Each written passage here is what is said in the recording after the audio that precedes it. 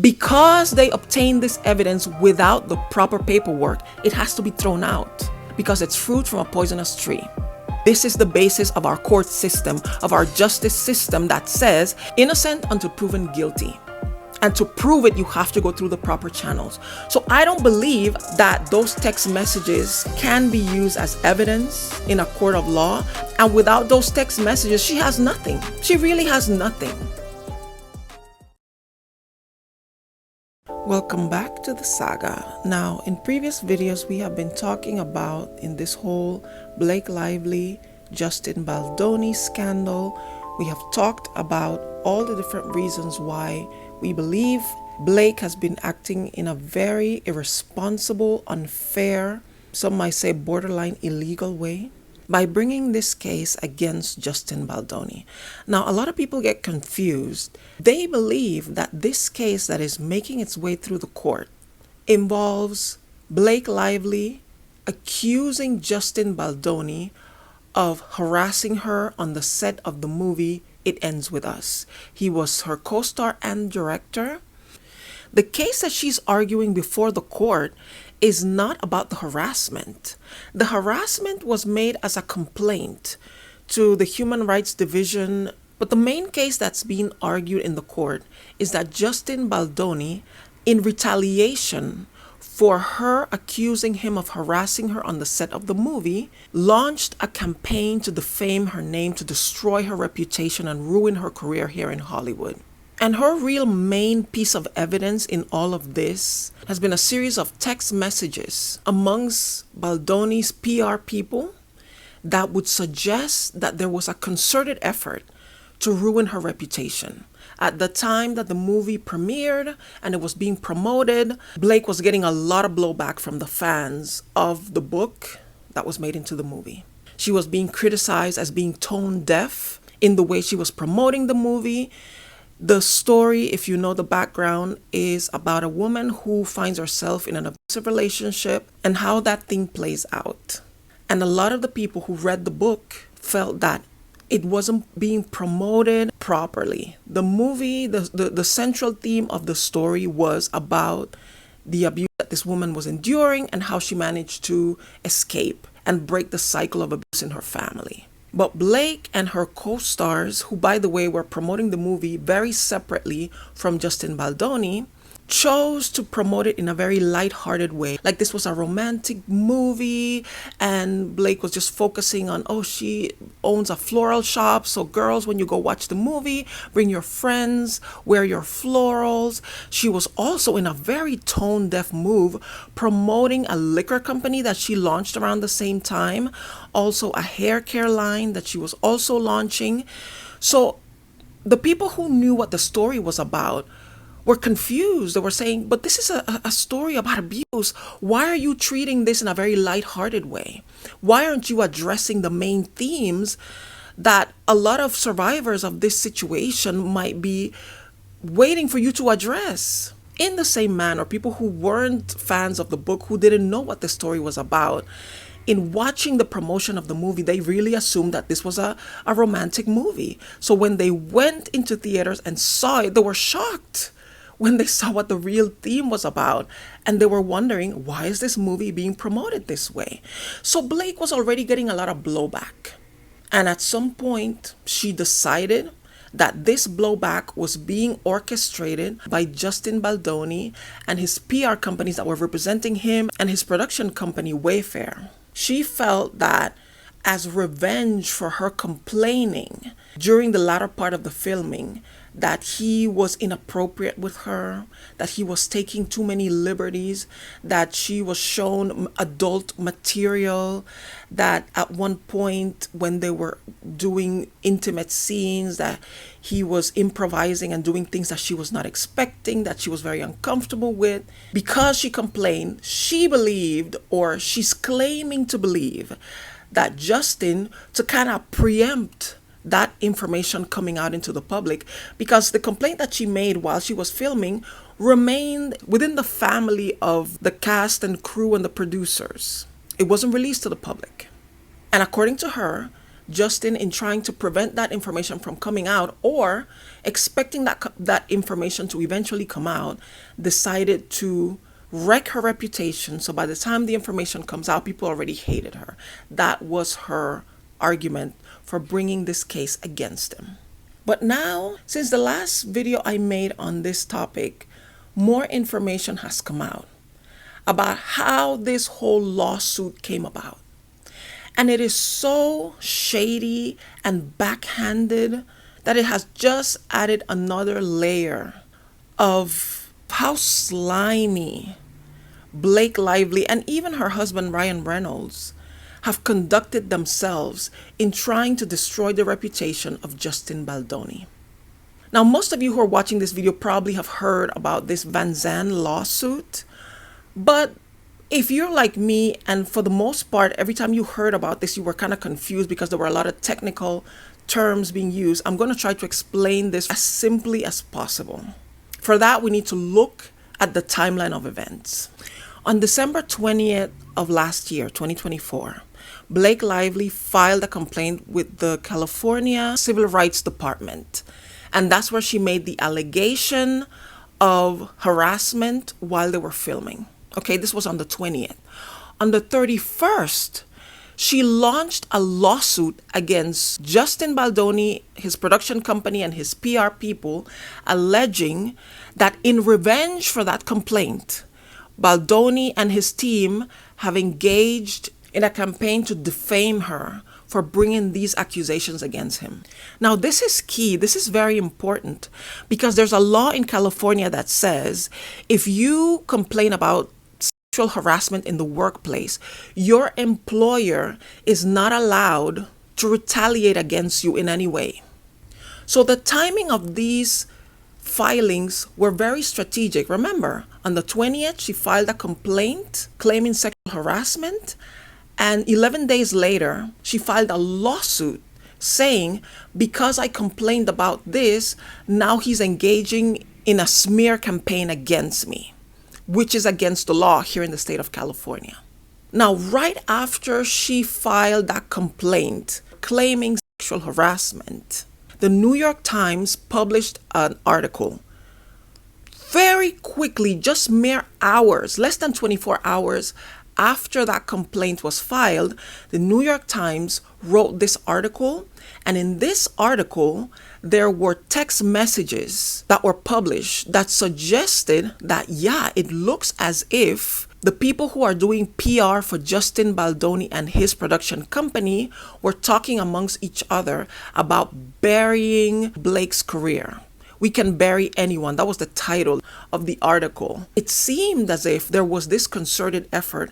We're going to destroy her because she complained and she made a big deal about this sexual harassment claim. So we're going to discredit her to save our client, Justin Baldoni. Now, in the lawsuit that she filed 11 days later, Blake included those text messages as evidence that, yes, there was a concerted effort to destroy her. And they're claiming, oh, we got these text messages from the article that was published by the New York Times. That's when we found out that there was a concerted effort to destroy my reputation. That throughout this summer and fall, when people have been criticizing me, this wasn't an organic thing that the fans were just complaining about how she was promoting the movie.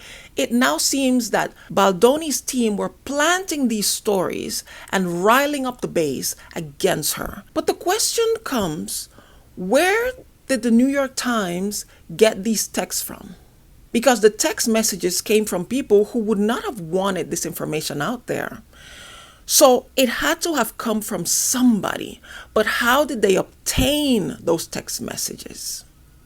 And this is where things get really nasty. It has come out recently that in September 27th of last year, this is before the sexual harassment complaint to the Civil Rights Department. This was before the lawsuit against Justin and before Justin's countersuit against Blake and all of this. Before any of this was happening, there was a lawsuit that was filed in New York on September 27th by a company called Vanzan Inc. This obscure lawsuit was alleging that some perpetrators who weren't even named, they were called Does, like John Doe. John Doe and Jane Doe is a generic term that is used to cover the identity of somebody who's filing something and they want to be anonymous. Apparently, you can also use that anonymous designation when you are filing a lawsuit against people that you're not sure who you're filing it against. You're just kind of looking to see, you hear that somebody's doing something wrong and you want to go against them, but you don't know exactly who these people are. So you name them the Does folks. Those are the defendants or the people being accused. Vanzan filed a complaint against these anonymous people that they were trying to do something to damage the Vanzan company. When you file a suit in court and you're in the discovery period, a judge will grant you subpoena powers to get information that you otherwise wouldn't have had rights to get. And so they subpoenaed a lady named Stephanie Jones. Remember these names, because I've been hearing all these names and I don't know who these people are. But remember the name Stephanie Jones. Stephanie Jones used to do PR for Justin Baldoni and his company. At some point, she was let go because they believed that she leaked something to the press that wasn't appropriate during the promotion of the movie. I believe that she was the one who broke news that things were weird on set and that Blake was kind of not wanting to work with Justin, something that made Justin look bad because before that, nobody was talking about it. But now when she leaked that and there was an article in the Daily Mail, it was traced back to Stephanie Jones. When Justin and his other PR people found out that she did that, they fired her. Now, even though they fired her, one of her employees, whose name is Jennifer Abel, still continued to work with Justin and his company. Because Jennifer, even though she was an employee of Stephanie Jones, she maintained a good relationship with Justin and his people, and she stayed in touch with them. This made Stephanie Jones very angry because Stephanie has just been fired by Justin. So she's wondering, if you work for me, why are you still working with them? Why are you still talking to them? Well, in light of this, Jennifer went up to Stephanie and said, you know what? You're right. So I quit. I don't work for you anymore. This really enraged Stephanie, and Stephanie then started accusing Jennifer of stealing her clients and stealing information, proprietary information from Stephanie's company that Jennifer was just leaving. And she said, give me your phone. If you're not stealing from me, give me your phone to prove it. Jennifer, who wasn't really thinking straight in that moment, she just wanted to prove, yeah, sure, I'll prove to you I'm not stealing anything from you. She handed her phone. Stephanie took that phone, downloaded everything, all the conversations, all the text messages, and it was in that extraction of information that she found out that Jennifer was talking to Justin Baldoni and his other PR people about how they need to do something to protect his reputation because it seems that Blake Lively, I don't know, like she's gunning to come for him. At this point, understand, at this point, nothing has come out yet, other than the article talking about tension in the movie set that Stephanie Jones' big mouth spilled to the tabloid. Aside from that, Blake Lively hasn't said anything. However, her actions are saying more than her words. She's not promoting the movie with him. She's gotten all the other actors to promote the movie with her, but not with him. Even the author of the book is not being seen with Justin. She's not even walking the red carpet with him. The night of the premiere, he wasn't even allowed to sit in the theater with the other cast and watch the movie. He and his family were relegated to the basement to watch the movie separate from everybody. So it's already giving indications that, you know what? People might start questioning, why isn't he promoting the movie with them and why don't they want to be seen with him? And Justin, rightfully so, starts amassing his PR team to say, hey, we need to be prepared. If something comes out and people start talking about me, we need to have some kind of a strategy where we tell the truth and we say nothing that I'm being accused of is true. I didn't do anything wrong. Justin and his team are simply preparing for the worst. And the text messages that were selected for the article, that were cherry picked, that were cut and paste, really made it seem as if they were engaging in this campaign to bury Blake. But if you read the entire sequence of conversations which Justin eventually released in the website that he put up after he countersued Blake, shows that that's not what was being discussed. In fact, most of the discussions between the PR people and Justin suggest that, hey, we don't have to do anything because the fans of the book and the fans of the movie, they're doing all the complaining themselves. So let's just back down and watch what's happening and pay attention. But back to Stephanie versus Jennifer.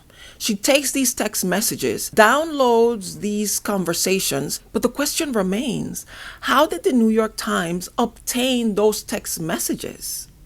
Which at this point, we can all agree were stolen from Jennifer's phone. Well, there's a lot of evidence that has already suggested that that article by the New York Times was a collaboration between the reporter who wrote the article and Blake Lively's people. They all had a hand in giving this information to the New York Times, which would explain why they were able to put out that article so quickly after the complaint was made publicly by Blake Lively. So if we follow that logic, then the text messages came from Blake Lively's people. But how did they obtain them? Because it would have been extremely improper for Stephanie Jones, somebody who once represented Justin Baldoni and worked with Jennifer Abel, to give this information to somebody that is accusing Justin Baldoni. That would have been horrible. That would have killed Stephanie's reputation in the PR world. Because one thing that celebrities and high-profile people need to know is that if they're going to be working with a PR company with representation, that any information that they obtain while working with me is going to stay secret even after you leave me. Even after you stop working with me, you're not going to be blabbing my information to other people, especially my ops. People that are coming for me. So this is how they did it for everybody to cover their butts. This obscure Vanzan lawsuit that was filed secretly, the Vanzan company is owned by Ryan Reynolds, and Blake Lively is named as the CEO of that Vanzan Inc. And by filing this lawsuit, they were able to issue a subpoena to Stephanie Jones and said, you have to hand over everything that you have that could help my case in proving that Justin Baldoni is trying to destroy my reputation. And Stephanie Jones could say, well, I had no choice. I had to just hand over everything. I had to hand over my phones and everything that I had because it's a subpoena. It's a court order. That tells me and others who've been doing this reporting work that when Stephanie, who was salty for being fired by Justin and his production company, who was salty because her employee, Jennifer Abel, not only was continuing to work with Justin, but eventually left her company to fully work with Justin and his PR team. As revenge for these things happening, she secretly went over to Blake Lively and said, hey, I have some information that you can use to sue these people. That constitutes, I don't know if that is illegal, because from what I understand, the phone that she took from Jennifer and downloaded all the information, that was a work phone that she gave Jennifer when she was working for her. In that sense, she probably could legally do that. She could take those messages. I could be wrong. If you know that I'm wrong, if you know something, please leave it in the comments. She could legally say these texts belong to me because that was a work phone. But again, it would destroy her reputation in the industry for people to know that once you work with Stephanie Jones, if you don't like what she's doing and you fire her, your secrets are up for sale. Your secrets can be given to anybody, even people who are against you. And if people find that out about your PR company, your PR firm is over. It's done. Nobody will ever want to work with you.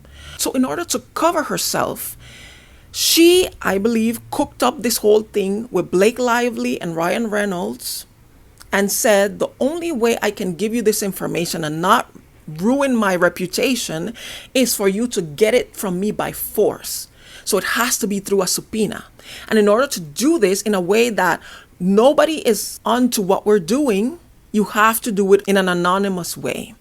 So you file under this obscure Vanzan company that nobody knows that you and your husband own. And then you just subpoena me and I just have to hand it over to you. And nobody will know what hits them until you file your whole thing, until the article comes out. Because the article coming out is a PR move for Blake. Remember, Blake is getting bad press left and right.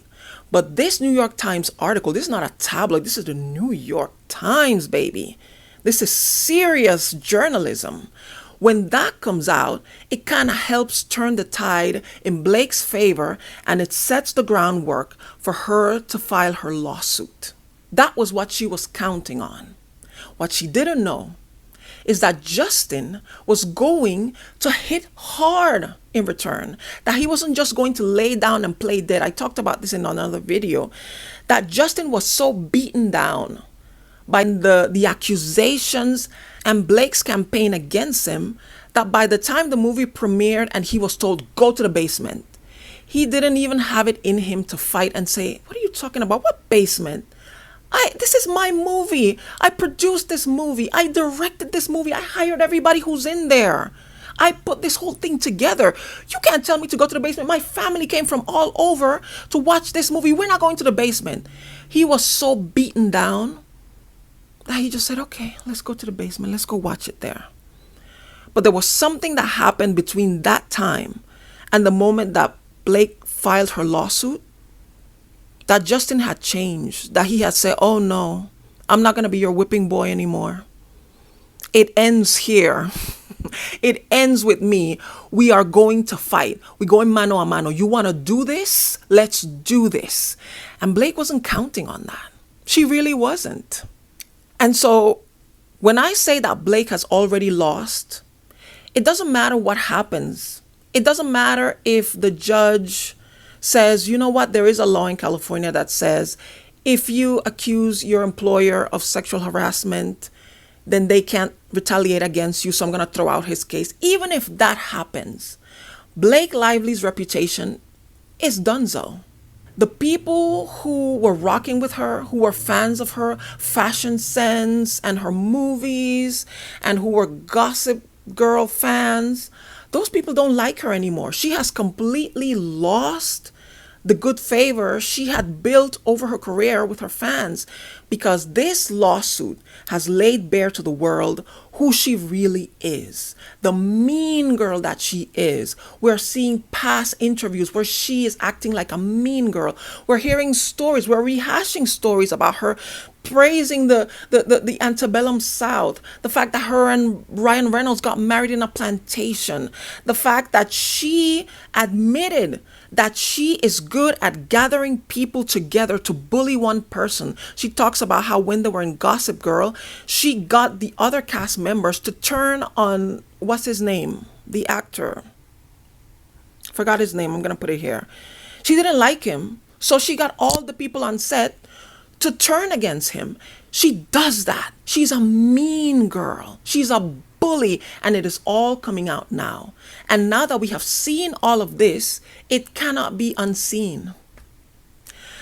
That little Vanzan lawsuit, I don't even know if that is going to be able to stand, because when you file as a corporation, Vanzan Inc., and she's saying people are trying to destroy our reputation, Vanzan Inc. had nothing to do with It Ends With Us. It had nothing to do with the signing of the contract. It had nothing to do with Justin Baldoni. So the fact that they used this corporation, this obscure corporation, to file a bogus lawsuit, to obtain subpoena powers, to get these text messages, which are the basis of her whole thing, that this is proof that they were going after me to destroy my reputation, I don't think it can stand, because Vanzan Inc. has nothing to do with It Ends With Us.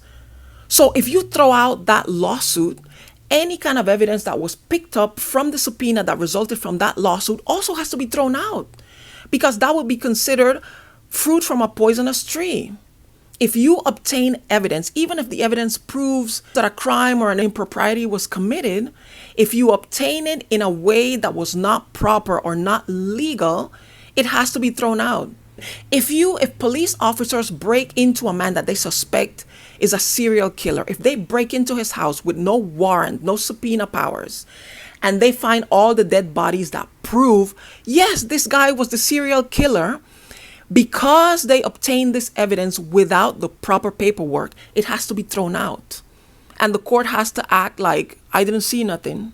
I didn't hear anything. I didn't see anything. We have to ignore this evidence. This evidence gets thrown out because it's fruit from a poisonous tree. This is the basis of our court system, of our justice system, that says it's better for 10 guilty people to be set free than for one innocent man to be sent to prison. Innocent until proven guilty. And to prove it, you have to go through the proper channels. So I don't think that those text messages can be used as evidence in a court of law because they were obtained in a wrong manner. And without those text messages, she has nothing. She really has nothing. So, she has already lost.